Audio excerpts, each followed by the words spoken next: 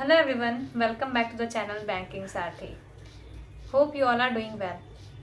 इस वीडियो में मैं आपको आरआरबी पीओ मेंस का एनालिसिस देने वाली हूँ। आज आरआरबी पीओ मेंस का एग्ज़ाम ओवर हो चुका है और मेरे कितने अटैम्प्ट्स रहे और क्वेश्चंस किस किस तरह के एग्ज़ाम में आए थे, मैं इस वीडियो में उसे डिस्कस करने वाली हूँ। तो सबसे पहले मैं बात करूँ अपने अटैम्प्ट्स की, तो मेरे अटैम्प्ट्स बहुत ज़्यादा नहीं हो पाए हैं। मैंने सिर्फ 100 क्वेश्चन अटैम्प्ट करके आई हूँ मैं। अगर मैं सेक्शनल अटैम्प्ट्स के बारे में बात करूँ तो 15 अटैम्प्ट्स हुए हैं मेरे क्वांट्स में, 27 अटैम्प्ट्स हुए मेरी रीजनिंग में, 29 अटैम्प्ट्स हुए मेरे इंग्लिश में और जीए में मेरा अटैम्प्ट बहुत ही कम हो गया क्योंकि मेरा जीए मैं ज़्यादा पढ़ी नहीं थी। तो जीए में 11 अटैम्प्ट्स हुए हैं और बात करूँ कंप्यूटर की तो कंप्यूटर में मेरे अटैम्प्ट्स रहे हैं 18। ओके, तो अब हम 1 बाय 1 सारे सेक्शंस को डिस्कस करेंगे कि किसके क्वेश्चंस के लेवल कैसे थे और किस किस तरह के क्वेश्चन आज के एग्ज़ाम में देखने के लिए मिले। अगर मैं बात करूं सबसे पहले रीजनिंग की, तो रीजनिंग में डे बेस्ड पजल देखने को मिला था 5 मार्क्स का अप्रॉक्स। तो वो इजी था, डुएबल था और कंडीशन सेट हो गए थे।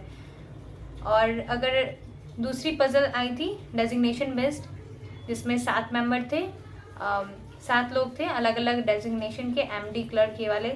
तो इसका एक सेट था पजल का।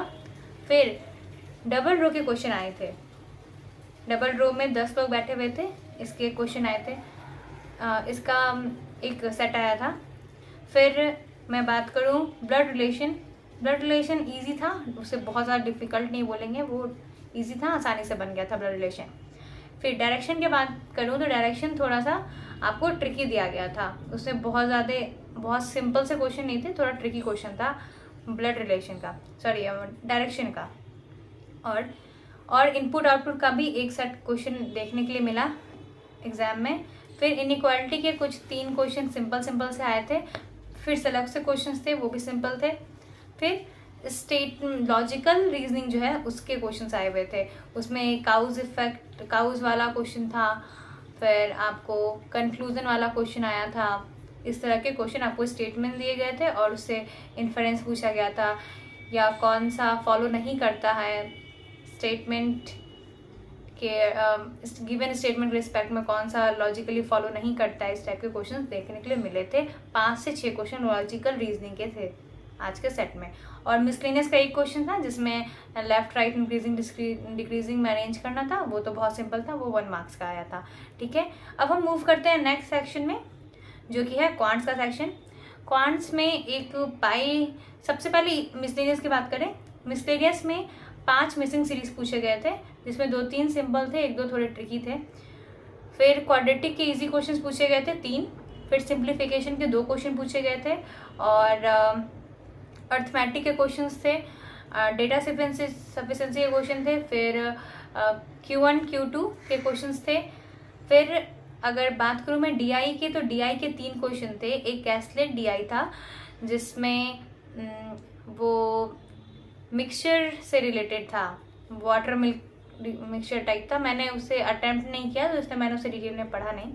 और फिर दूसरी DI जो मैंने अटैम्प्ट की थी वो थी पाई चार्ट वाली, उसमें कार और बसेस दिए हुए थे, टोटल व्हीकल्स दिए गए थे, जिसमें से 5 लोग थे वो कार और बसेस में बेच रहे थे। इस टाइप का क्वेश्चन था जिसमें डबल पाई चार्ट का क्वेश्चन था ये।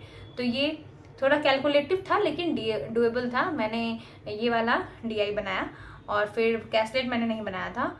फिर एक बार ग्राफ DI भी था जिसमें मिसिंग क्वांटिटीज़ थी, मिसिंग DI बोल सकते हैं इसे हम। तो एक मिसिंग DI आई थी जो मैंने नहीं बनाया। तो मैंने सिर्फ टोटल 15 क्वेश्चन क्वांट से सेक्शन से अटैम्प्ट किए थे। फिर अब नेक्स्ट बात करूँ इंग्लिश से क्वेश्चंस की, तो इंग्लिश में रीडिंग कॉम्प्रिहेंशन से अच्छे क्वेश्चंस आए थे। एक था लॉन्ग रीडिंग कॉम्प्रिहेंशन था, उसमें से ज़्यादा क्वेश्चन थे, और एक शॉर्ट था जिसमें से 4-5 क्वेश्चन थे। एक से 6-7 थे, दूसरे से 4-5 क्वेश्चन थे। ठीक है, और फिर ईडियम से सेंटेंस को फिल करने के लिए आया हुआ था। फिर आप एक पैसेज दिया हुआ था, उसमें 5 वर्ड थे, उन्हीं 5 वर्ड का सिनोनिम्स एंटोनिम्स पूछा गया था। फिर मैच द कॉलम के 3 क्वेश्चन थे, 3 statement column A column B में दिया था और उससे मैचिंग करना था, ग्रामेटिकली सही होना चाहिए वो। तो इस तरह के क्वेश्चंस थे। फिर और भी क्वेश्चंस थे, फिलर्स के क्वेश्चंस कुछ थे। तो इसी तरह के क्वेश्चन आपको देखने के लिए मिले इंग्लिश के सेक्शन में, ठीक है। फिर वर्ड यूजेस और एरर के क्वेश्चन भी थे, और सेंटेंस अरेंजमेंट के क्वेश्चंस नहीं आए थे इस बार आज के एग्जाम में इंग्लिश में, ओके। अब मैं बात करूं कंप्यूटर, ठीक है, मॉडरेट था कंप्यूटर, उसमें से जितना बन सका मैंने बनाया, और बहुत ज़्यादा कॉम्प्लिकेटेड क्वेश्चन नहीं था, लेकिन बहुत ज़्यादा ईजी भी नहीं था, बहुत ज़्यादा डायरेक्ट क्वेश्चन भी नहीं थे, ठीक है। अब बात करूँ मैं जीके की, तो जीके के जो क्वेश्चन मुझे याद है मैं आपको बताऊँ। जीके बहुत ज़्यादा डीप में नहीं पूछा गया था, मतलब मॉडरेट लेवल था, और लेकिन जैसे बात है डिवीज़न की, बहुत ज़्यादा जो अच्छे से पढ़ के गए होंगे तो वो ज़्यादा क्वेश्चन अटेम्प्ट करके आए होंगे। तो मैं कुछ क्वेश्चन डिस्कस करना चाहती हूँ, जो क्वेश्चन मुझे याद है। एक क्वेश्चन था कि बनवारी लाल वो कहाँ के गवर्नर हैं। फिर रिलायंस के एमडी या चेयरमैन, ऐसे एमडी या चेयरमैन का नाम पूछा गया था। फिर स्टेटमेंट बेस्ड क्वेश्चन थे, 3-4 क्वेश्चन थे, जिसमें आपको 2-3 स्टेटमेंट दिए गए थे, उसमें से आपको ओनली 1 ट्रू, ओनली 2 ट्रू ऐसे करके क्वेश्चन थे, वो आपको बताने थे। फिर इन्फोसिस से क्वेश्चन आए थे, इन्फोसिस के सीईओ कौन थे। एनआरसीएल का अदर नेम क्या है वो पूछा गया था। फिर सॉइल्ड नोट करके एक क्वेश्चन था, वो पूछा गया था। फिर केन बेटवा जो प्रोजेक्ट है उसके बारे में पूछा गया था। फिर हाईएस्ट वीट प्रोड्यूसिंग कंट्री कौन सी है वो पूछा गया था। देन लिक्विड मिरर टेलीस्कोप के बारे में पूछा गया था कि वो कौन से स्टेट में है। फिर जोमेटो के एमडी का नाम पूछा गया था। देन टाइगर रिजर्व से रिलेटेड क्वेश्चन था। फिर हाँ 10 मोस्ट इन्फ्लुएंशियल पीपल जो हैं वर्ल्ड के, उसमें से क्वेश्चन था जिसमें ऑप्शन दिए गए थे आपको।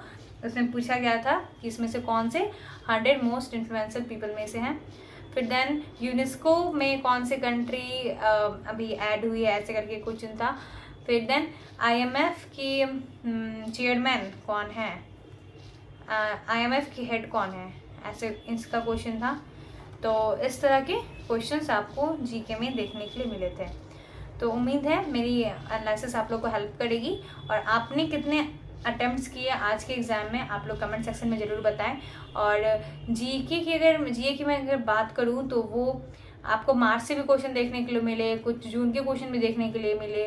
तो मार्च से अगस्त तक के क्वेश्चन हम बोल सकते हैं, कुछ अगस्त के भी क्वेश्चन थे। तो ये सारा कवर किया गया था, और कुछ क्वेश्चन स्टैटिक के भी पूछे गए थे जो करंट से रिलेटेड थे, ठीक है। तो ये रही आज की एनालिसिस। आप लोग भी अपने अटेम्प्ट्स जरूर बताएं कमेंट में, और कोई भी टॉपिक है आप लोग पूछ सकते हैं, कोई भी डाउट है आप लोग पूछ सकते हैं। तो चैनल से ऐसे ही जुड़े रहे ताकि आपको आगे आने वाले नोटिफिकेशन भी टाइम पे मिलते रहे। Thank you and have a nice day.